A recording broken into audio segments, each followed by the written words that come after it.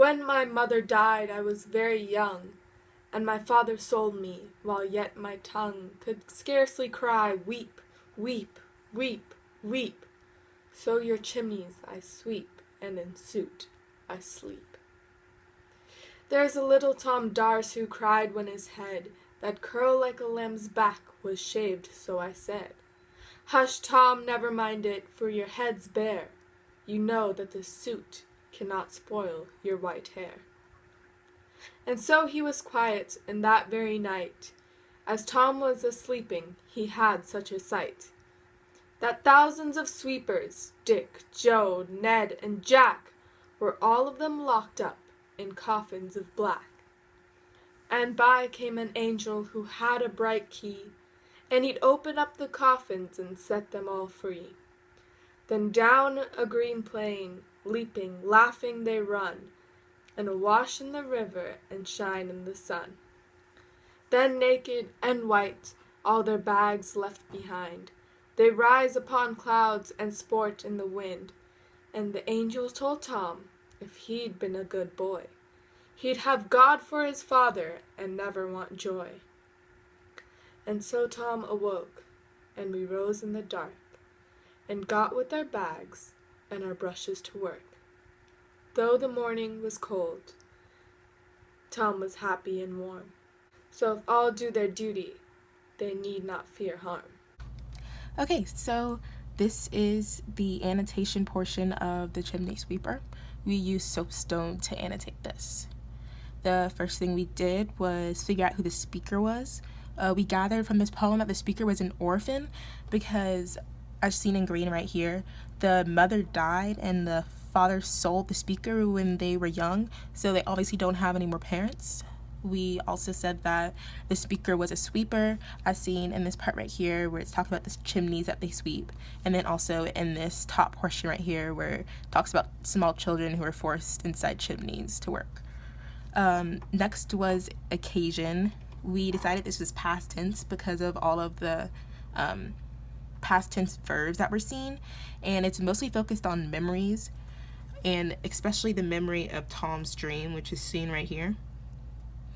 But as you can see by the purple underlined words, this poem is focused in the past tense, and assumingly in 1989 or sometime around that. Next was the audience. We figured that it was anyone in this time period. It doesn't exactly say if the speaker is referring to like their parents or something like that, but we're assuming that it's adults because in this poem you mostly just see references and like talking about other sweepers, like right here, thousands of sweepers, Dick, Joe, Ned, and Jack, but other than the parents you don't see any other adults, so we're assuming that they're talking to adults as the audience. Next is the purpose.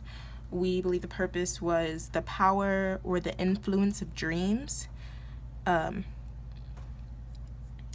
the beginning, Tom Dacre, I believe that's how you pronounce his name, he started crying when his head was shaved, but after he had this huge dream about salvation and God, he was happy and warm, so he had a completely different attitude from prior to the dream. So there is a large influence of dreams in this poem.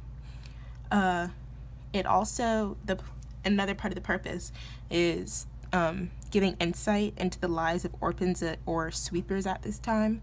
So in the first stanza, the speaker talks about how they sleep in soot, which is a pretty rough life for an orphan, but I think that the author / the speaker is trying to bring attention to how rough their lives were. It's also seen right down here in the last stanza where they rose in the dark, so they wake up before the sun even rises, and then they go straight to work. So once again, it's showing how difficult the lives were for orphans and or sweepers. The next thing we focused on for Soapstone was subject, and we believe the main part of the subject for this poem was salvation. This area right here, which was the majority of this is Tom's dream. And in his dream, there's an angel that comes and sets free the deceased sweepers, which are seen right here. They were in coffins of black, so we're assuming that means deceased.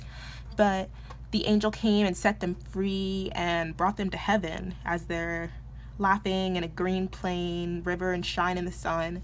So basically the children have gone to heaven and they're saved. But also Tom, the other part of salvation for this, Tom, the angel told him that if he was a good boy, then he'd have God as his father and never want joy. So he would be happy and fulfilled and saved by God. So basically salvation. Another subject in this was duty.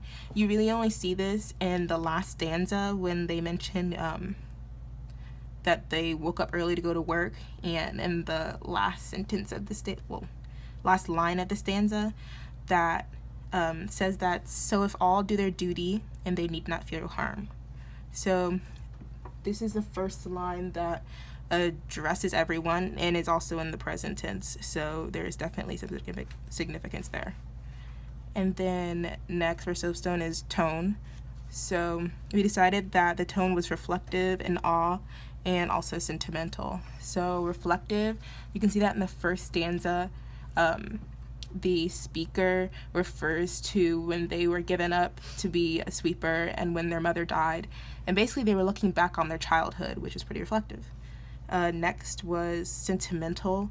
You can see that right here when the speaker was describing Tom, and before his hair caught off, he or she refers to his curly hair, kind of looking back onto the situation, maybe with a smile.